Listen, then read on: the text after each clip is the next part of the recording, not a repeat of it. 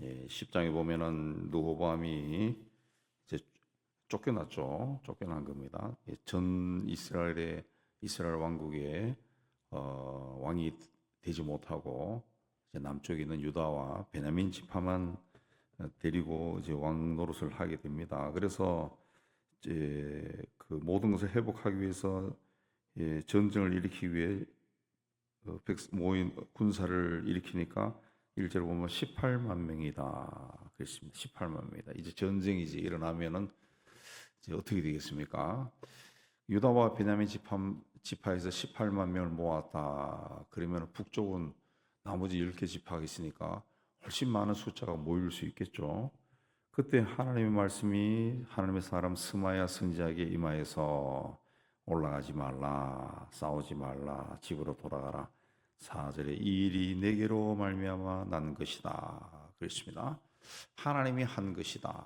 하나님이 한 것이다. 아마 성경에는 자세히 쓰여 있지 않지만은 이전에 솔로몬 시대에 있었던 일들을 이해하면서 나라가 둘로 갈라질 것이다. 하나님 말씀했던 것도 이렇게 전해지고 우리에게 했겠죠.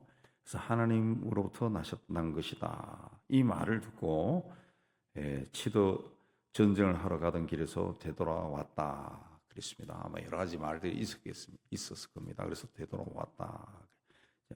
그리고 5절에서 12절까지 뭘 했습니까? 성읍들을 건축하고 11절에 보면은 방비하는 성읍들을 견고하게 하고 지휘관을 두고 양식과 기름과 포도주를 저축하고 모든 성읍에 방패와 창을 두고 매우 강하게 하니라 그랬습니다. 이제 돌아왔지만은 자기가 이제 이 전쟁하러 올라간 것처럼 저 북쪽에 여로보암도 아마 자기들을 정복하러 올 수도 있겠다. 뭐 이 생각을 해서 성을 건축하고 요새를 구축하고 병사들을 훈련시키고 군대를 요소요소에 해서 전쟁이 일어나면은 이제 방비할 수 있는 그런 태세를 철저하게 준비했다. 그랬습니다. 이게 지혜로운 거죠.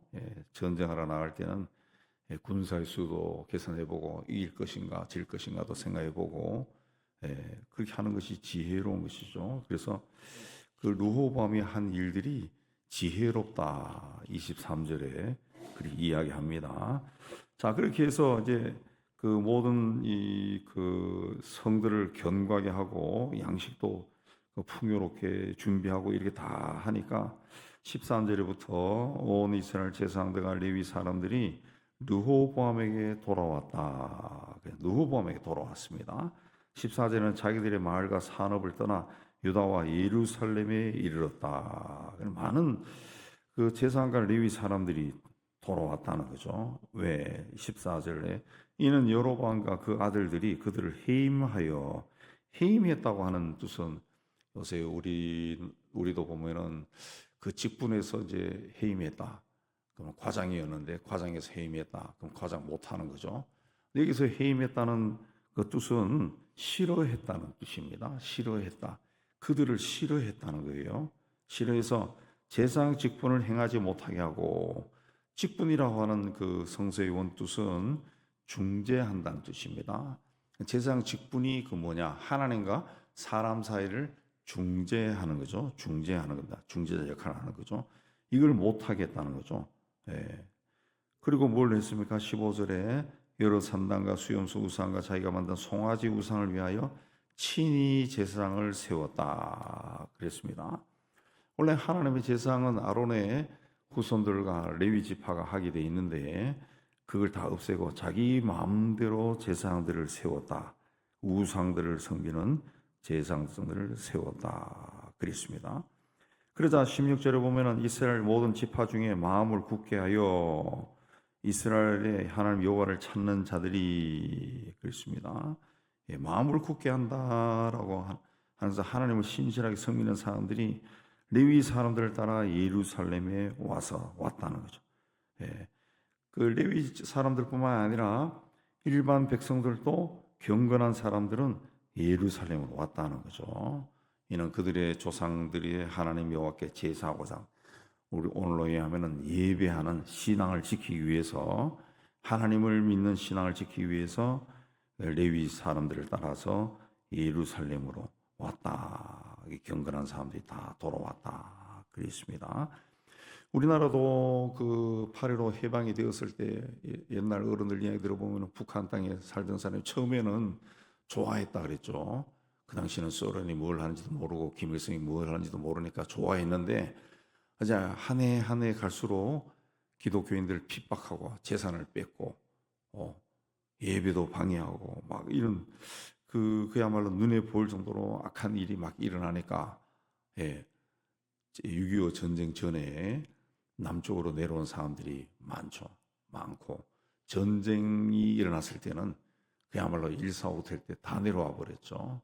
그래서 그 피난 온 사람들이 어디에 뭐 서울이나 부산이나 이런 대도시에 사는 사람도 있겠지만은 그렇게 살 수 있는 것이 쉽지 않죠. 옛날 같은 나라에 뭐 돈이 있고 기반이 있어야죠. 그러니까 이 산골 방방곡곡에 다 들어가 산 겁니다.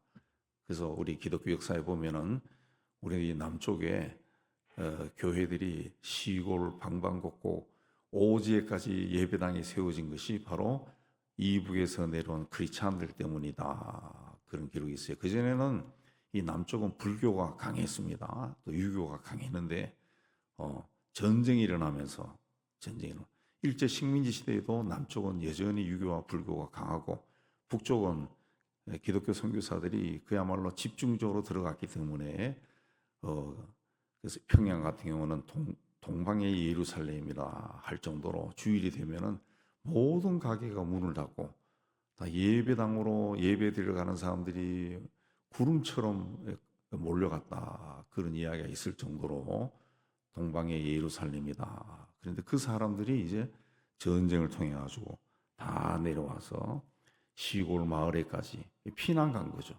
시골 마을에까지 내려가서 교회를 세우고 전도를 하고 해서 우리나라가 남쪽이 뭐 전라도나 경상도나 충청도나 그 산골 면 단위에 가도 교회가 있어요. 교회가 있어요. 그 교회들의 역사들이 거의 뭐 70년, 80년 따져보면은 전쟁 때 세워진 교회들이 많습니다. 그런 일이 일어났다. 르호보암이 하나님의 말씀에 순종해서 전쟁을 일으키지 않으니까 형제들과 전쟁하지 않으니까 하나님께서 하나님의 사람들을 르호보암에게 붙여주신 겁니다. 하나님 사람들을 붙여주신. 이 하나님의 사람들이 중요한 이유가 뭐냐 하면은 뭐 구약 시대나 오늘 우리 시대나 마찬가지죠. 하나님의 사람들 믿는 사람들은 깨어 있는 사람들, 먼저 깨어난 사람들입니다. 먼저 깨어난 사람들, 먼저 깨어난 사람. 먼저 깨어났다라고 하는 것은 제가 다르게 쉽게 얘기하면은 우리나라로 보면은 그 조선 말에서 일제 초기에 보면은 다 우리 민족의 지도자 뭐 3.1운동을 일으켰던 33인 중에 17명 이런 사람들이 다 기독교인이잖아요. 깨어난 사람들이 먼저 세상을 볼 줄 아는 눈이 깨어나서 그래서 공부한 사람들이죠. 지식계층이죠. 지식계층. 이 사람들입니다. 이 사람들. 깨어난 사람들하고 깨어나지 않은 사람들 굉장히 달라요. 우리 집안도 시골에서 예수 믿은 강씨들하고 강 건너 예수 믿지 않은 강씨들하고는 이 100년의 역사를 통해 가지고 아주 차이가 날 정도로 확 벌어져요. 확 벌어져. 그 100여 년 전부터 예수 믿은 우리 강씨들은 뭐 평양으로 공부하러 가고 일본으로 공부하고 했는데 예수 안 믿은 강 건너 살던 강씨들은 그 80년대 들어서 겨우 이제 대학을 졸업한 사람들이 나오고 그러더라고. 우리 집안 이야기지만 참 희한하더라고요. 그렇게 달라요. 그래서 이렇게 제사장과 레위 사람들, 하나님의 사람들, 하나님 믿는 경건한 사람들이 내려와서 뭐 했습니까? 17절에 3년 동안 유다 나라를 도와 솔로몬의 아들 르호보암을 강성하게 했다. 그랬습니다. 일종의 그 고대 시대의 지식계층들이죠. 이 사람들이 지식계층이죠. 뭐 옛날에 지식이라 해야 이제 성경을 공부하는 건데 어쨌든 성경을 공부하면 문자를 알게 되는 거고 이 지식계층이죠. 이 사람들이 다 남쪽에 내려와서 르호보암을 도와서 3년 동안 나라를 아주 강성하게 만들었다 그랬습니다. 그래서 르호보암의 이야기가 또 18절부터 나옵니다. 르호보암도 아버지를 닮아서 그런지 아내가 18명이고 첩이 60명이다. 60명, 18명, 그러면 78명이네. 그래서 아들이 28명, 딸 60명, 88명을 또 자식을 낳았네요. 그리고 근데 그 중에서도 압살롬의 딸 마아가를 사랑했다. 그래서 마아가의 아들 아비야를 후계자로 세웠다. 그렇습니다. 네.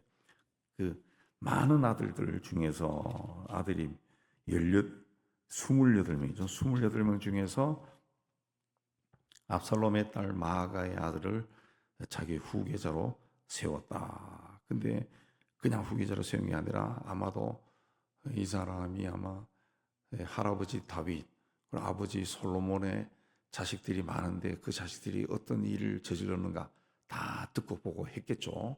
듣고 보고 했을 겁니다. 40세를 거의 넘어서 왕이 되었으니까 듣고 보고 했을 겁니다. 그래서 자기들끼리 막 서로 죽이고 막 이런 일을 봤어요.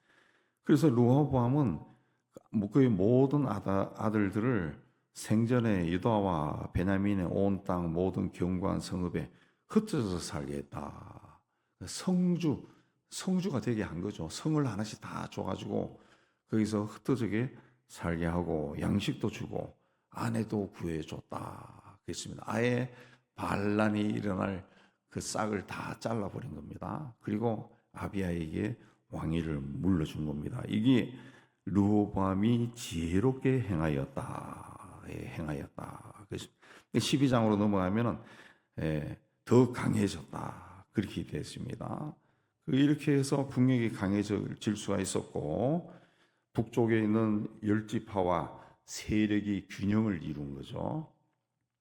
근데 남쪽의 2지파가 세력이 약하면은 북쪽 지파가 르호보암처럼 군대를 일으켜서 침략할 수가 있는 겁니다. 근데 워낙 이 2지파가 그 북쪽에서 내려온 엘리트들의 도움을 받아가지고 나라를 막 이 견고하게 세우고 성을 보강하고 이게 막 이 뭡니까 요새화 시킬 정도로 나라를 만들어 버리니까 북쪽에서는 감히 침략할 생각을 못 하고 두 왕국이 그대로 서로 갈라진 채로 나중에 BC 6세기에 다 망할 때까지 두 왕국이 존속하게 되는 겁니다. 한 몇백 년 동안.